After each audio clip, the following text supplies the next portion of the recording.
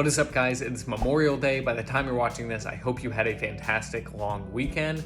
Today's video is going to be a Q&A, another edition of the Q&A where I'm going to sit down and answer your questions that you post me over on Instagram. So without further ado, we'll dive into the video. Like I said in the intro, today is a Q&A. Now, I gathered all of these questions over on my Instagram, so if you don't follow me over there, make sure you go and do that. The link for that is down in the description below. That way, the next time I do a Q&A video, your question could end up in this video. And if you're new to the channel, I like to do these Q&As every once in a while because it gives me a chance to kind of answer questions that I get over on Instagram here on YouTube in a much longer form fashion if the question requires that type of answer, which Instagram isn't really great for nuance and stuff like that. So this is that kind of opportunity where I can take more basic questions and give a more nuanced answer to them. Without further ado, I got my questions right here on the laptop and I'm gonna just start from the top and go down from there. First question here is, what do you love most about New York City?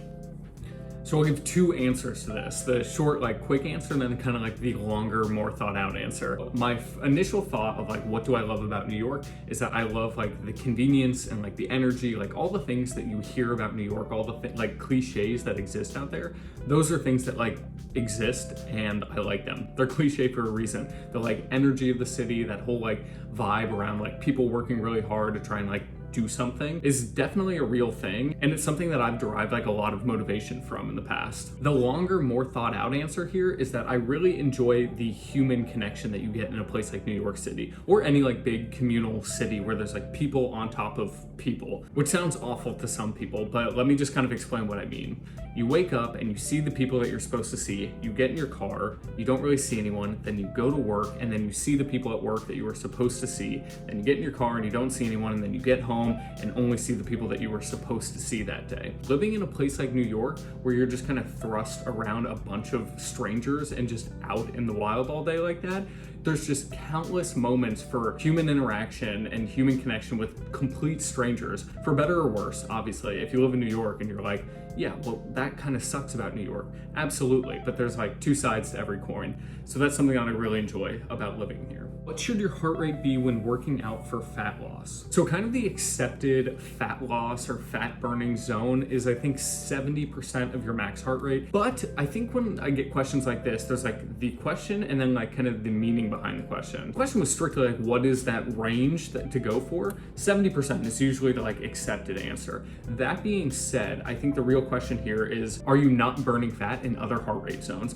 And the answer to that is no. There's also nothing special about being in a certain heart rate zone if you are eating in a calorie surplus or you're eating at maintenance. The only way to lose fat is to be in a calorie deficit at the end of the day and to do so consistently over time. You can spend all day in 70% of your max heart rate zone, but if you continue to consume more calories than you actually burn throughout the day, you're not going to be burning any fat regardless of what heart rate zone you're in. Now that you're playing hockey every week, has your training changed? Absolutely, my training has changed. I do very bodybuilder style training, and I realized really quick after my first hockey game that I was very sore in places that I had not been sore in for years, and that was a strong indicator to me that I am using things that I did not use or did not train for a very long time. So I'm doing a lot more explosive training, a lot more athletic style training, focusing on performing well. What does online coaching consist of? So essentially what online coaching consists of is I do all your workout programming for you. So every time you go to the gym, you know exactly what you're going to be doing. And of course there's videos attached to everything. So there's no guessing about form and all the rest of it. So your workouts are completely taken care of.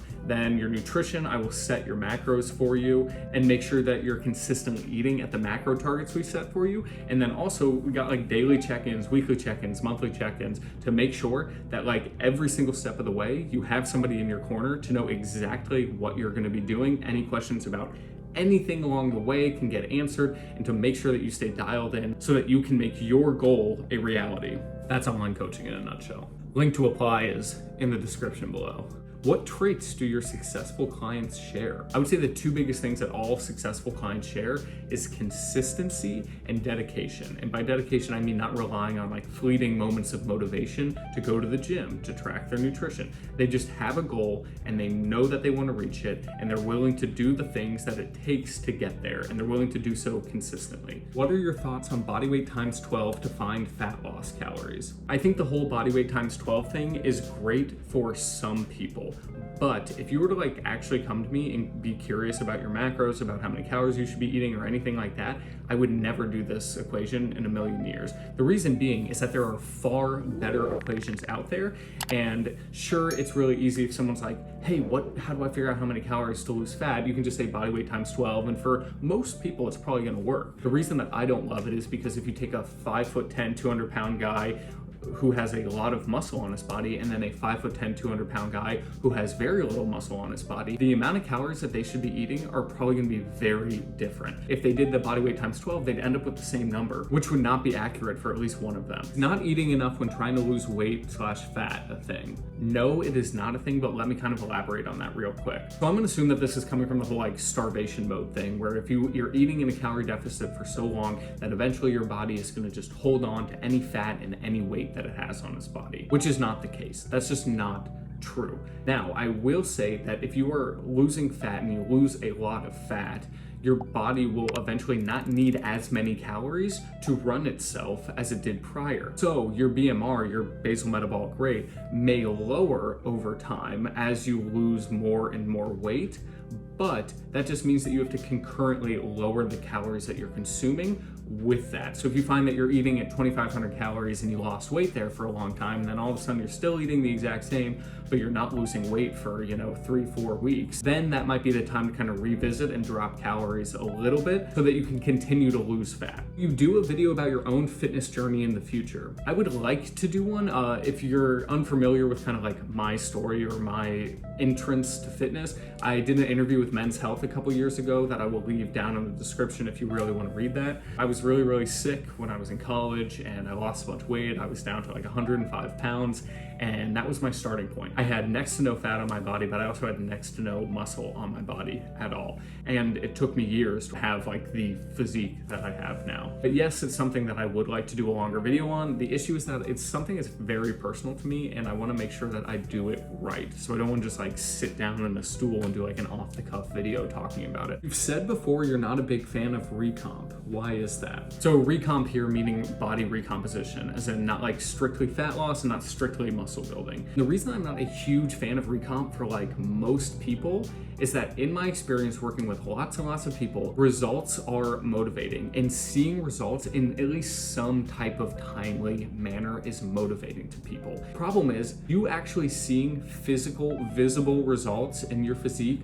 will take much, much, much longer if you're like eating on a surplus on training days, eating in a deficit on rest days, as opposed to just being in a deficit or being in a surplus. It might be more adherent to their plan if they are in a strict surplus and they see themselves like getting stronger, building muscle, seeing their body change. Or if you put them in a deficit and they're starting to like see more definition because their body is changing, they're losing fat, clothes are fitting differently. People tend to be motivated by one of those two things, and telling them that those things will happen, but you're gonna have to wait a really, really long time and not see any marked serious improvements during that time. That's a tough pill to swallow for a lot of people. Generally, it's easier to just commit to fat loss or muscle building. How do you account for rendered fat in your macros, i.e. from bacon or chicken thighs? I would assume that you ate the fat, because unless you're gonna collect all the fat that rendered off, let it solidify, and then weigh that fat, there's gonna be no real way of knowing how much fat got eaten and how much didn't get eaten. Sure, will your macros be off by a little bit because of that? Yeah, absolutely they will be. But if you're hitting the point where you're like scooping up fat from the bacon just to figure out how many calories were left over that you didn't eat so you can subtract that from the bacon that you logged, at that point you're gonna have to ask yourself, is tracking your macros, tracking your calories actually helping your life, or is it taking away from it? I appreciate the pursuit of perfection here, but you're just gonna have to accept the fact that you won't be able to be perfect all of the time. Tips on gym clients you had with gym anxiety / depression. So the really classic advice here is everyone's too busy paying attention to themselves that they're not paying attention to you, and that's supposed to make you feel better, which doesn't necessarily make anybody feel better. But as someone who at one point in their life was easily the smallest, weakest, weirdest looking person in a gym for like at least a year, that whole no one's paying attention to you thing didn't really hit home to me. Because when I was 105 pounds and I was in the gym trying to lift weights, there were definitely people staring at me. There were definitely people that were paying attention to me more so than they were paying attention to themselves. So that whole like they're too busy paying attention to themselves. That whole thing never really helped me out. The thing that did help me out and the thing that kept me going back to the gym, regardless of the anxiety that I had around it, was the fact that I knew that I had to be there, that I had a reason, I had this North Star that I was pursuing. I knew that if I wanted to get healthier, I had to be in the gym. If I wanted to reach whatever goals I have for myself, I had to be there. And nobody in the gym can take that away from you. Sure, it may feel awkward at first. Sure, you may have anxiety around it. That might never go away. I still sometimes get anxiety when I go to a new gym for the first time. But knowing that you're there for you and that you are dedicated to your goal and that no one in there can take that away from you was the biggest thing that helped me out. So I hope that helps you out as well. All right, 2 more questions here. Is the best app to track calories? I personally use the app Mike's Macros. I'm good friends with Mike, who made the app, but it's also a very good app.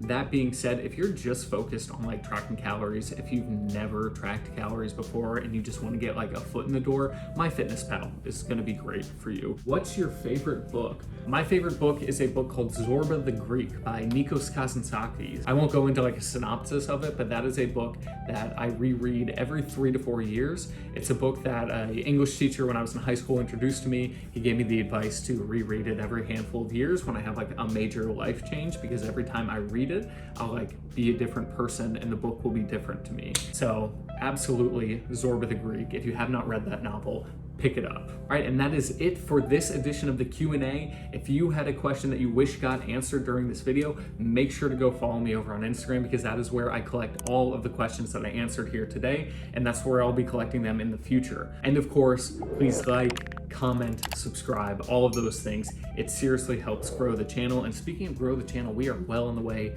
to 150 subscribers, which is absolutely wild to me. I cannot tell you how much I appreciate all of you. Anybody who has liked the video, watched the video, subscribed, told other people about the channel, I truly appreciate you so much, and I will catch you guys in the next one.